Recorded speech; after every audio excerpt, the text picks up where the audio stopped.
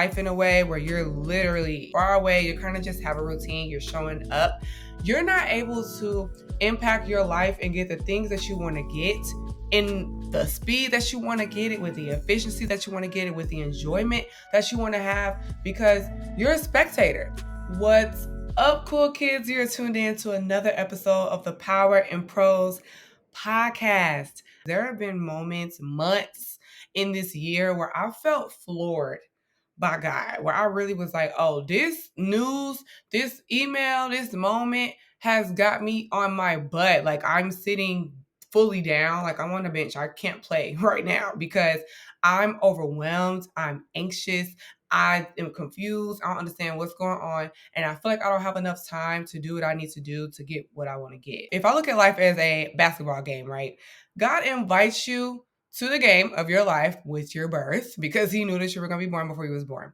So that happens. He invites you, but he invites you with floor seats. There'll be times that you are floored by God, but it means something different than when I say, oh, I'm floored because I didn't get X opportunity, right? So when you are on the floor, when you have floor seats, you're so close that you can see things that far away you wouldn't be able to see. Like, people with speckles to you. If you watching a basketball game or a concert from the stands, it just ain't the same. You're looking at the Jumbotron the whole time. You're living your life through somebody else. You're living this experience through something else because you can't see. You're not close enough to get the details of sweat dripping from the player to really feel like you're in the game. You sit in a different type of seat. When you have floor seats, you're in it. You are able to impact the things that are happening. If you're in the stands, if you're living life in a way where you're literally far away, you kind of just have a routine, you're showing up, you're not able to impact your life and get the things that you want to get in the speed that you want to get it, with the efficiency that you want to get it, with the enjoyment that you want to have, because you're a spectator. You're not impacting the game in any way. People that are on the floor, if the ball goes out of bounds, they're able to catch it. They can talk to the players, and the players actually hear what they have to say. They are able to say stuff, and the refs can hear it, and that can impact what the refs look for in the game. Like, it can change the way a basketball game goes depending on who is sitting on the floor. Floor seats, you are interacting with the action. And people with floor seats are usually such a big deal that they end up on the big screen. They end up having access to greatness that others don't have access to. You'll see somebody having a floor seat or whatever, and then a player will literally stop and he'll go dap up a rapper or somebody that's on the sidelines. You'll see actresses, just influential people attending these games, and they're not sitting in the nosebleed. They are so influential. Some of them about ain't even paying for their ticket to be up in that thing, okay? And they are sitting on the floor. Their presence is being made known. That's what happens when we are invited into the floor seats of life with God. We are being put on display. We can interact with other influential people and be seen, be able to have some impact that's happening simply by us being us. People care about us because we're willing to show up. When you are letting God use you and your access that he's giving you in the way that he wants to use it, you are being willing to show up to the game in the first place. And when you show up, that's when you receive the blessings. That's when you get the affirmation. You got on that fit. You know, the celebrities do not be playing with their little basketball game fits. And they ain't the players. It ain't important for them to be showing off, right? But it's an appearance. They're taking that appearance seriously. When you are showing up to the floor seats of your life, you are going to have access to greatness that others don't have access to. There's typically a lounge in the back for the VIPs, and no matter what time you arrive, you're going to be able to get a little food, get a drink, get an escort to your seat. Same thing with God. When you show up, it doesn't matter how old you are. It doesn't matter how many times you've ruined opportunities in the past. It doesn't matter what other people have done in your family, in your industry. When you're supposed to show up, the lounge will be open for you. It doesn't matter what time you roll up. you'll be able to get the benefits of rolling up. There will just simply be times in life where we're floored by God. We didn't expect it, but it won't be the same flooring as like when people say, life will knock you down.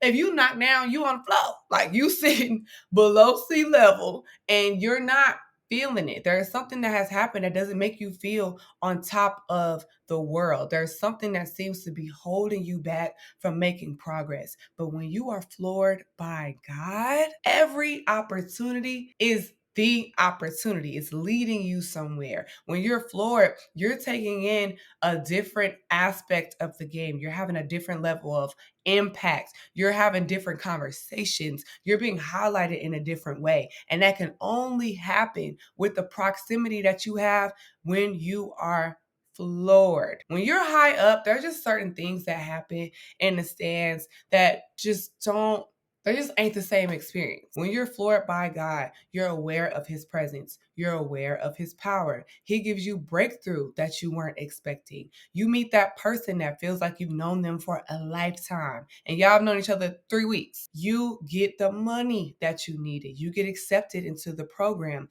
You mess up and you feel his forgiveness. You're able to forgive other people that otherwise you'd be like, oh, I was going to hold that grudge for years. Like you was always going to be on my list. You are able to allow life to take a turn. You wanted to get back or get away, but you felt God pull you close. Sometimes life will leave you floored. There just be some things that'll happen, some twists and some turns. It'll really cause you to take a step back and be like, hold up, what's happening? And y'all know my story. There have been times in the past year where I have really just felt off and I really felt like I don't know how I'm going to move forward. I don't want to be seen by nobody. I don't want to show up to the game at all. Somebody else can have my access because I don't see what's the benefit of having access if I'm not going to have access in the way that I want. And if you think about when Adele rose up to an NBA game, she has no deciding factor in how her appearance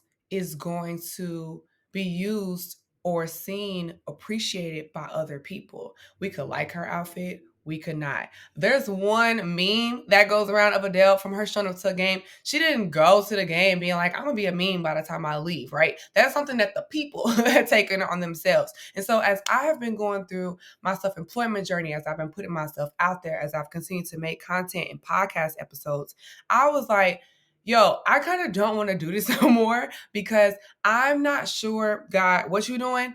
And because I don't know what you're doing, I really don't know how people are going to interact with this once we're done. So I was willing to forfeit my access to the very blessing that God was trying to do for me. But when you're on the floor, you interact with God in a different way. You interact with yourself in a different way. And you interact with others in a different way. And what I didn't realize was I want the podcast to blow up.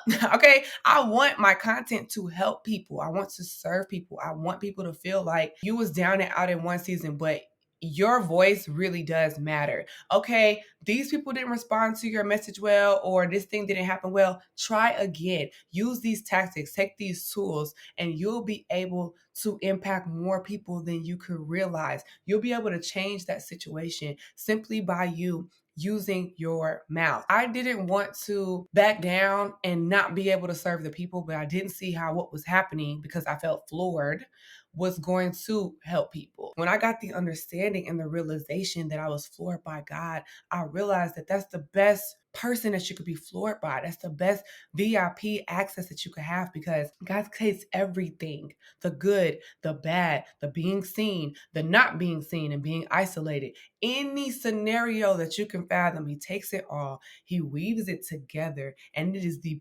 perfect Cinderella-like story that you could have to getting the happy ending that we all desire in our hearts. But we got to be willing to understand that sometimes we're going to be floored by God and we ain't going to understand what the heck is going on, but he gets it, which is why we have to stay connected to him, unable to stand on your own. And that's vulnerable. It makes you feel very open. It can make you feel, I don't know how I'm going to get up again if I can't do it. And I think that that's where we get scared a lot of times because we depend on ourselves to be able to do everything. We depend on ourselves to be able to plan everything. And so when we don't see more than 2 steps in front of us, but my vision is for 20 steps ahead, 2 years ahead, way more friends ahead, way more connections ahead, a lot more zeros in my bank account ahead. How am I going to get it done if I'm floored right now, not realizing that you got floor seats? And floor seats allow you to be able to impact things and play at a different level in the arena of your life. And his stamp on you is your wristband. That's it. When you go into the stadium, any stadium, they're gonna be like, where y'all see that? You are gonna have to show them some type of documentation that what you're saying, where you wanna go, is actually where you're supposed to be. So if you're saying, I wanna go XYZ place, God is your stamp to actually get you there. If we wanna go somewhere, and typically, people gotta be X age to get there, but you wanna get there this year, and it's August, and you talking about before the end of this year, you're gonna get there. God is your wristband. Okay. He is the one that gives you the all access VIP pass to be able to roll through security, to be able to roll through opposition, to be able to bypass the usual way that things are supposed to go. He is the one that gets that for you. You experience the game differently because it's more intimate. It's way more intimate. So you're sitting close to people if you think about an actual game. So you're getting close with physical human beings.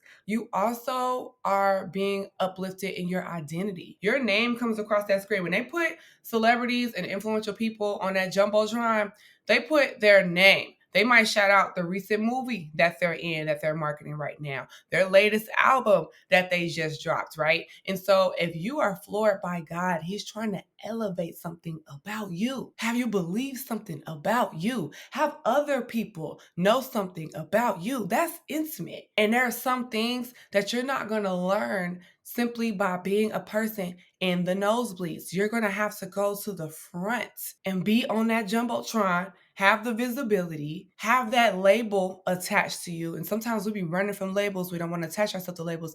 And I have an episode about that.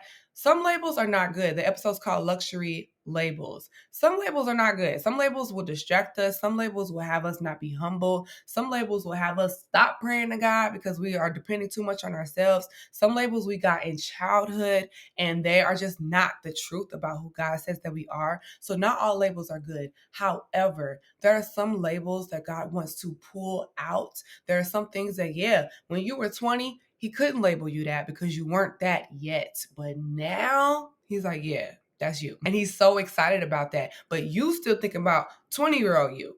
So God needs to get you to the front. So when you on that Jumbotron, when your certain video goes out, when you're talking in that meeting at work, when you're connecting with these new people that you met at that event last week, they call out something. They see something. And you're like, oh, I've never gotten that compliment before. Oh, I've never felt that. But every time we hang out, I feel X. You pull out X. I act in this way.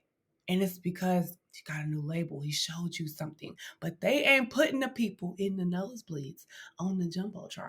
They're not doing it. You got to get to the front. And God is your wristband. He's your VIP pass to help you get there. So you can bring other people with you to the front as well. The more that you elevate, the more risk that you take, the more intimate you get with God, the more that you're able to stand in the gap for other people, the more that you're able to shine a light on other people, the more that you're able to put other people on so that way they can stand at the front of their thing, in their lane, and own their space.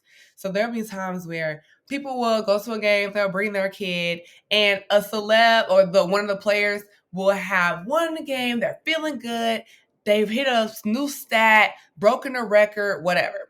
And they'll take off their shoe, sign it, and they aren't throwing the shoe that they signed to the nosebleeds. They're giving it to the people in the front. And you're able to be a part of this highlight moment, this once in a lifetime moment because of your proximity to the action. That's what happens. And God wants to do that for us. When we recognize the power that God has, I think a lot of times we think of too much about our power and not the fact that our power is a derivative of God's power. That's where it comes from.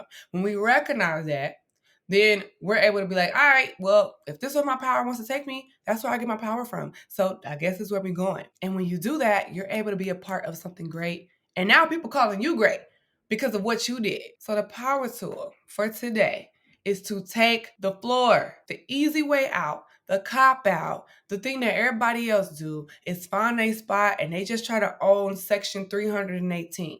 That's what everybody else does. What God is calling you to do today, what I'm challenging you to do today, is to take the floor. Get up on the action. And there may be some times in basketball games, players slip and slide all the time. They fall. And sometimes they don't just fall in a cute way. They're flopping around. When they flop around, when there's contact, when it's getting really physical, when the anticipation is high, sometimes they fall on the people that got floor seats. So when you get up close and personal, it ain't always gonna be cute. There are gonna be some things that you're gonna endure that you're like, hold up, I didn't have to deal with this when I was in section 318. And you're right.